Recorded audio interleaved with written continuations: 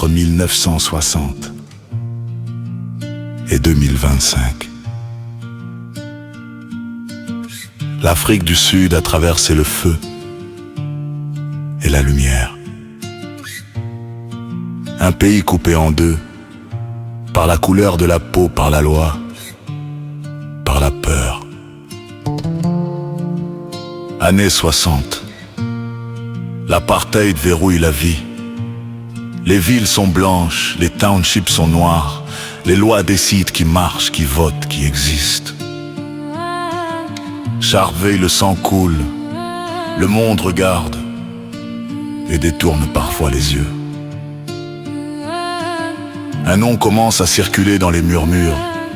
Nelson Mandela. La prison l'attend, 27 ans de silence pour une nation entière.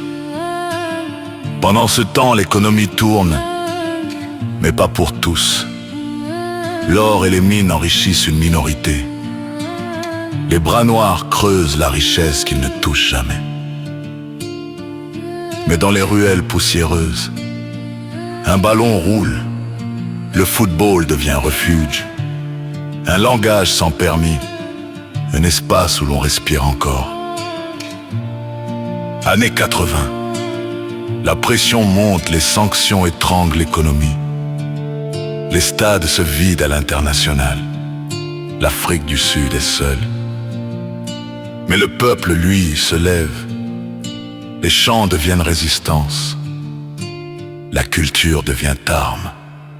1990, les portes de la prison s'ouvrent. Mandela marche, le pays retient son souffle.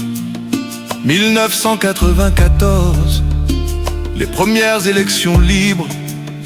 Une voix, un vote, un homme, une femme, une dignité retrouvée. Mandela président.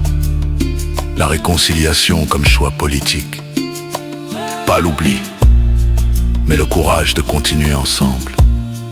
Et puis, 1996, le football, la CAN. Bafana Bafana, champion d'Afrique. Dans les stades, les corps se mélangent, noir, blanc, métis. Pendant 90 minutes, le pays éteint. Les années 2000 arrivent, la démocratie tient. Mais les inégalités résistent. Les riches vivent derrière des murs. Les pauvres attendent toujours l'égalité promise. Le pillage frappe fort, la corruption ronge la confiance. Le chômage pèse sur la jeunesse. Mais le football reste là, dans les écoles, dans les rues, dans les rêves. 2010. L'Afrique du Sud accueille le monde. La Coupe du Monde, les vuvuzelas hurlent l'histoire. Premier pays africain hôte, les stades brillent, l'espoir aussi. Le football devient vitrine, fierté continentale, mémoire partagée. Après la fête, les questions reviennent. Que faire des infrastructures? Où va l'argent? Pourquoi la pauvreté reste? Les scandales politiques éclatent, la confiance vacille. Année 2020, Covid. Les rues se taisent, les stades se vident.